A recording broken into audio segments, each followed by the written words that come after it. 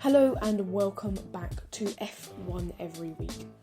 I am your host Ben Wevel, and today I'm going to unpack all of the mouthwatering news from this week's transfer market, and more precisely, the bizarre battle for one of the greatest young prospects of this generation in motorsport. I've decided to release this episode at the end of the week, as there have been so many new developments day on day that I thought it best just to do a big summary rather than releasing a new episode every few minutes to catch up with these new developments.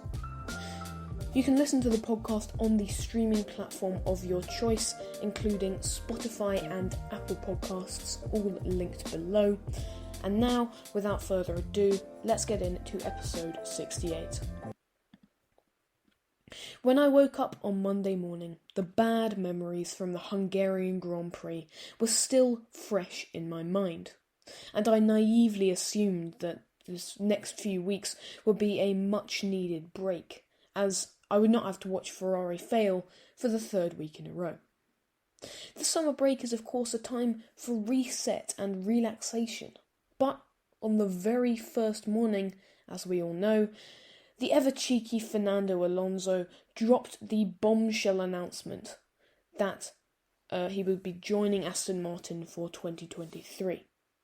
If this hadn't sent the Formula One world into haywire, then Tuesday's announcement that Oscar Piastri would be driving for Alpine next year certainly did. And after a few hours of radio silence, the response in tweet form from Oscar Piastri broke the internet. No, this was not the confirmation that the Aussie would be taking a guaranteed 2023 race seat, but a blunt refusal that has now been seen by millions around the world. I understand that, without my agreement, Alpine F1 have put out a press release late this afternoon that I am driving for them next year. This is wrong, and I have not signed a contract with Alpine for 2023. I will not be driving for Alpine next year. But let's get into more detail. On the 1st of April, the first day of the summer break, the silly season got into full swing. And it was announced by Aston Martin on their website that 41-year-old Fernando Alonso would be driving for them next year, in replacement of Sebastian Vettel, who announced his retirement last Thursday. The Spaniard describing this move as a really exciting opportunity for him. But this is, of course, just corporate bullshit, and the real reason was revealed in the Sky Sports article a few days later, as it seems that Fernando was offered a multi-year deal at Aston Martin, something that he was not offered at Alpine, because Oscar Piastri was always going to take the seat at some point. We'll get onto him later. You can also bet that Fernando was paid stacks by Daddy Stroll for the seat, which leads on to the next reason. Fernando is likely to be used as a marketing tool by the team in all of the Aston Martin DBX adverts, etc., as Sebastian Vettel was last season. I think that this is what Aston Martin really want at the moment, a big name in order to boost both sales of their cars and to increase the appeal for the racing team. A final reason for Fernando's premature exit from Alpine could be the fact that the environment at Alpine was not to his liking anymore. Both he and the team had expressed their wish to stay together for 2023, but it was clear from last weekend in Hungary that Fernando is growing frustrated of the rivalry between himself and his teammate, criticising Esteban's heavy defence on the opening lap of the race, as well as being left fuming after Ocon was released into the path of himself and Daniel Ricciardo as they were embroiled in a midfield battle, Ricciardo being able to pass both Alpines. One of the theories that was circulating around the time the drama kicked off was that Fernando Alonso waited for Oscar to sign with another team and then proceeded to leave the team so that Alpine could have neither driver. But moving on to Oscar himself, and Tuesday would be the day where shit really hit the fan, as Alpine announced that Piastri would be driving alongside Esteban Ocon for 2023.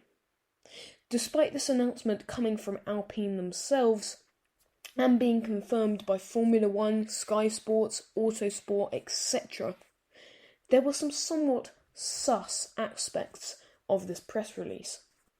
Firstly, it came out at somewhat odd 2:12 in the afternoon Greenwich Mean Time, which seemed to indicate a rushed release. This was coupled with a lack of quote or confirmation on social media from either Ocon himself or his manager, former Red Bull driver Mark Webber. Now, I was personally unfazed by this somewhat sus behaviour from Alpine, as I was blinded by my wish for Oscar to finally get his seat in F1, and for that seat to be anything but Williams.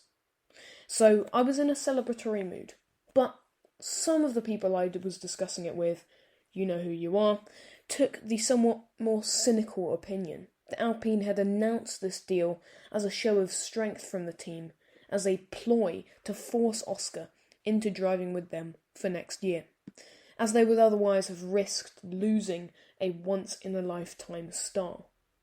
And very quickly, I was also soon swayed to this suspicion, as it was clear from the F2 champion's social media that he was asleep at the time, as he was completely inactive. If I had won 3 junior championships in a row, and had spent a year on the sidelines where I would want to be racing, I would definitely have been awake to confirm the greatest moment of my career, even if that means waking up at 2:12 in the morning. And the suspicion which had been slowly building amongst F1 fans, of course confirmed in that iconic tweet by Oscar Piastri, which sent F1 Twitter into meltdown. Drivers, teams, pundits, your mum, your dad, and the ones you never had were all clowning on Alpine and memeing the Oscar Piastri tweet. In fact, the meme got all the way to Germany and the Borussia Dortmund PR team, who used the meme in an announcement about their matchup against Bayern Leverkusen, which happened yesterday and ended in a 1-0 victory for the team of memes. Even Alex Albon was mocking it in his Instagram post, which confirmed that he will be driving for Williams again next year. And in the midst of all of this drama, Fernando Alonso created one of the most out-of-context moments of the entire year, as that cheeky boy posted an Instagram story minutes after the Oscar Piastri tweet, with his face smiling and his thumbs up.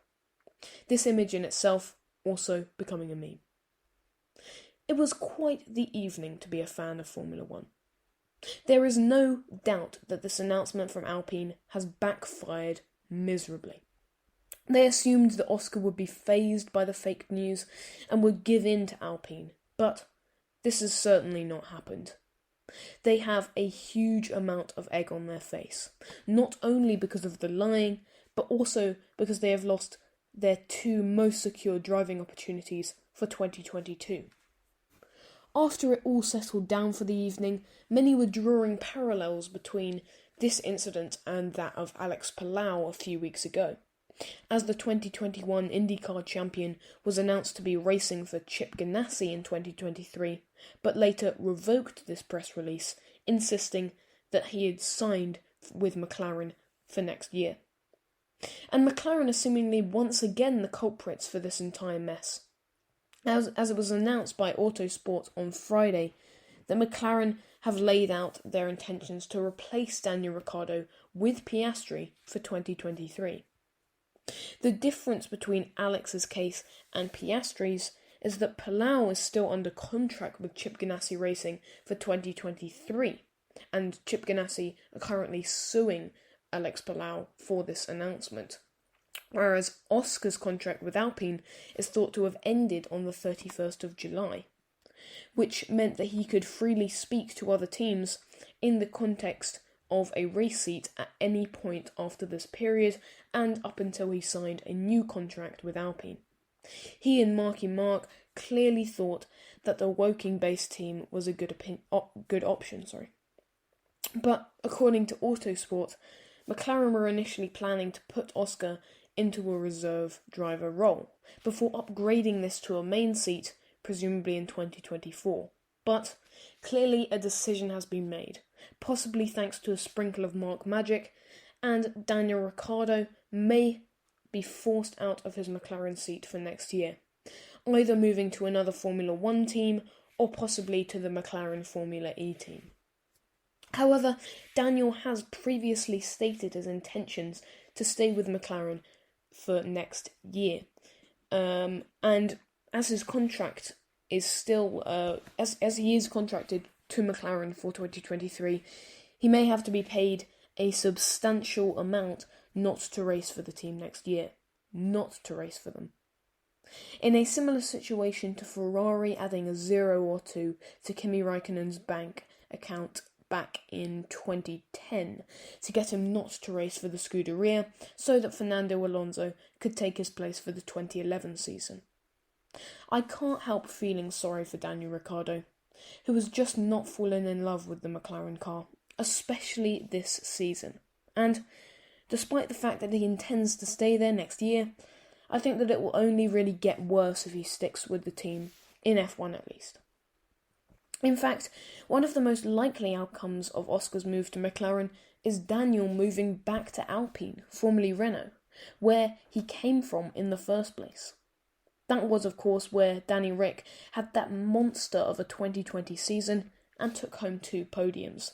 So, if the Aussie does move back there, which I certainly hope he does, as there are very few seats still available and I would hate for him not to be on the grid, then he should hopefully be able to rekindle some of his incredible form from a few seasons ago. There is no doubt that this has been a very messy situation for all parties involved, and Alpine are now left with no certainty of a solid driver for 2023. But this was also one of the best weeks to be a Formula 1 fan for a very long time. So thank you, Alpine, for making this week without Formula 1 as exciting as the races themselves. Thank you for listening to F1 Every Week. This is, of course, a very fluid situation and there are new developments happening every day. So stay tuned for more updates on this. The next episode I do should be an interview, probably around midweek, with a very secret special guest, so keep your eyes peeled for that one as well.